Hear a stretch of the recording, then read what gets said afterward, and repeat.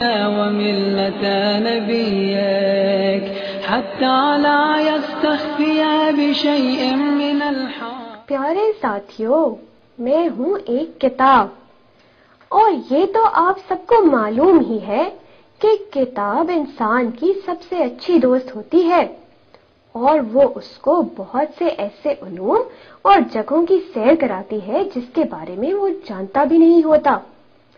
تو جناب، میں ایک ایسی دوست ہوں جو آپ کو اور بھی مختلف مفید اور اہم کتابوں سے ملواؤں گی۔ جناب، آج کی کتاب کا نام ہے نہج البلاغہ۔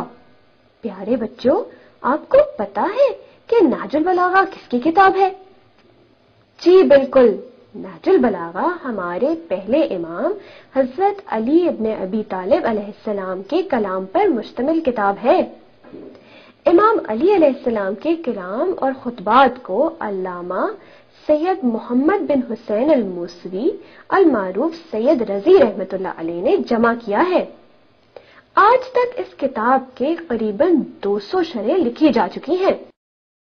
سید رضی رحمۃ اللہ علیہ نے نہج البلاغہ کو 3 حصوں میں تقسیم کیا ہے۔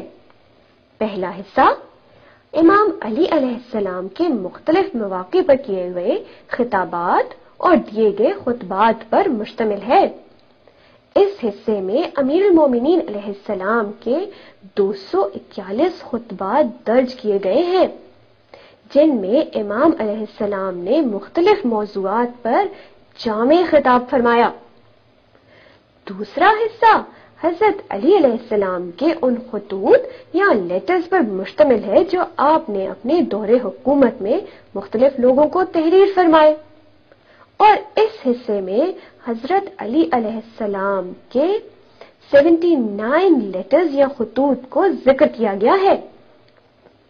تیسرا حصہ امام علیہ السلام کے مختلف موضوعات پر مختصر کلمات پر مشتمل ہے، جن میں امام علیہ السلام نے انتہائی مختصر لفظوں میں اہم مسائل کو واضح اور روشن کیا ہے، اور اس حصے کو کلمات قصار بھی کہا جاتا ہے، یعنی مختصر کلمات۔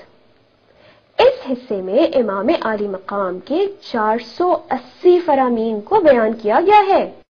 سید رضی رحمۃ اللہ علیہ نے کچھ کلام ایسا بھی جمع کیا ہے جس کو انہوں نے غریب الکلام کا نام دیا ہے۔ ان کلمات میں کچھ ایسے کلمات ہیں جن کو سمجھنا ذرا مشکل ہے، اسی وجہ سے سید رضی رحمۃ اللہ علیہ نے ان کے ساتھ ان کی تشریح اور وضاحت بھی کی ہے کہ اس کے کیا معنی ہے اور اس کا کیا مطلب ہے۔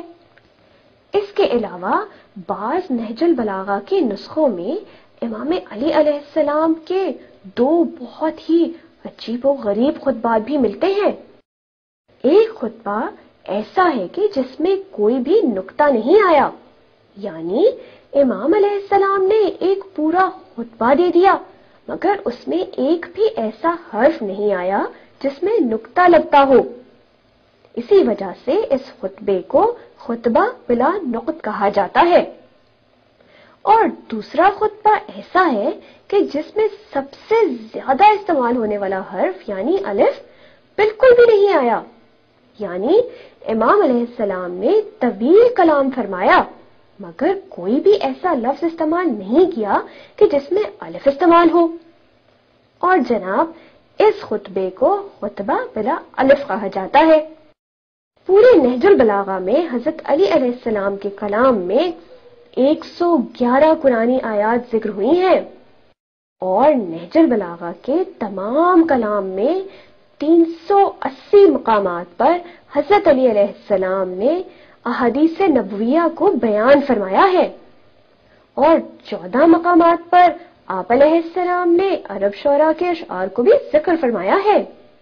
تو جناب، یہ تو تھے چند اہم اور بہت ہی خوبصورت فیکٹس بہت پیاری کتاب نہج البلاغہ کے بارے میں۔ جناب، اب آپ ہم سے وعدہ کیجئے کہ آپ بھی اس کتاب کو پڑھنے کی کوشش کریں گے اور سمجھنے کی بھی، کیونکہ یہ ہمارے لیے راہ ہدایت ہے۔